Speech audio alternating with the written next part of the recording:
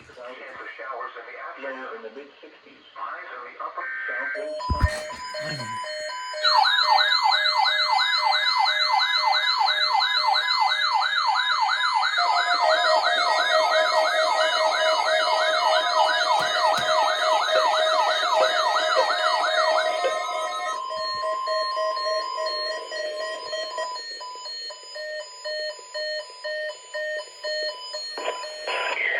The National Weather Service in Chanhassen, Minnesota has just activated the warning alarm on 13 weather radio stations across central and southern Minnesota and west central Wisconsin.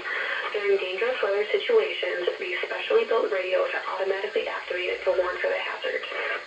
Tests of these radios are normally conducted by the National Weather Service in Chanhassen every Wednesday at 1 p.m.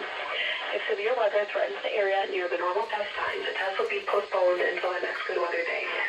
The warning alarm will be activated for selected watches, warnings, and statements affecting central and southern Minnesota and west central Wisconsin.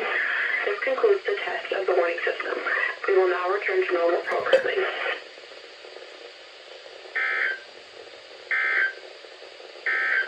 This is weather radio station KEC 65 Minneapolis, St. Paul.